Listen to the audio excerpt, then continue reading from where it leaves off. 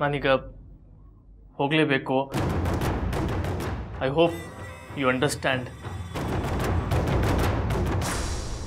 ಇಲ್ಲ, ಅಪ್ಪ ಅಮ್ಮ ಇಲ್ಲಿರೋರ್ಗೂ ನಾವೆಲ್ಲ ಟಾಲ್ಕ್ ಮಾಡಲೇಬೇಕಾಗತ್ತೆ. ಬಟ್ ಗ್ಯಾರಿ ಜನ್ ಪ್ಲೀಸ್, ಇದು ಒಂದು ಸರಿ ನೀನು ಅಡ್ಜಸ್ಟ್ ಮಾಡ್ಕೋ. ನೋ, ಬಾಕಿದೆಲ್ಲ ಅವ್ರು ಹೋದ್ಮೇಲೆ ಯೋಚನೆ ಮಾಡೋಣ. ಹಾಂ Isha, please take care of her. Okay, bye baby, bye. I am really ಸಾರಿ.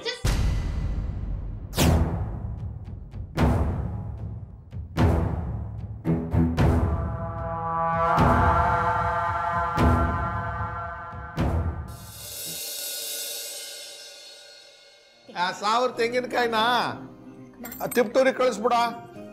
ಹ್ಞೂ,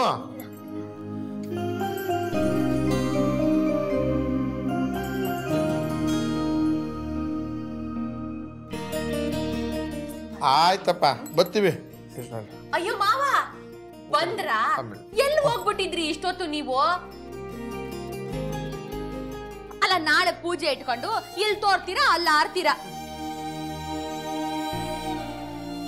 ಇಲ್ಲಿ ನೋಡಿ, ಆ ಅತ್ತೆನು ಮಾವಯ್ಯನುವೆ ನೀವ್ ಯಾವ ಬಟ್ಟೆ ಹಾಕೋಬೇಕು ಅಂತೆಲ್ಲ ತೆಗ್ದಿಟ್ಟವ್ರಿ. ನೋಡಿ. ಏನಿದೆಲ್ಲ?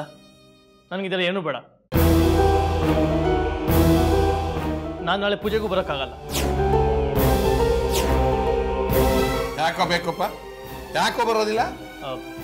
ಅದು ಅಲ್ಲ, ಇವತ್ತು ಆಫೀಸ್ ರಜಾ ಹಾಕಿ ನಾಳೆನೂ ರಜಾ ಹಾಕಿದ್ರೆ ಚೆನ್ನಾಗಿರಲ್ಲ. ನಾನು ಆಫೀಸ್ ಬಾಸು, ನಾನೇ ಎಲ್ರಿಗೂ ಲೂಸ್ ಬಿಟ್ಟಾಗುತ್ತೆ. ಅಲ್ಲಿ ಬೇರೆ ಇಂಪಾರ್ಟೆಂಟ್ ವರ್ಕ್ ಇದೆ ನಾಳೆ. ಹೆಂಡತಿ ಏಳಿಗೆಗಿಂತ ಯಾವ ಗಣದಾರಿ ಕೆಲಸನ? ಅಪ್ಪ, ನನ್ನ ಕೆಲಸದ ಬಗ್ಗೆ ನಿಮ್ಗೆ ಗೊತ್ತಿಲ್ಲ.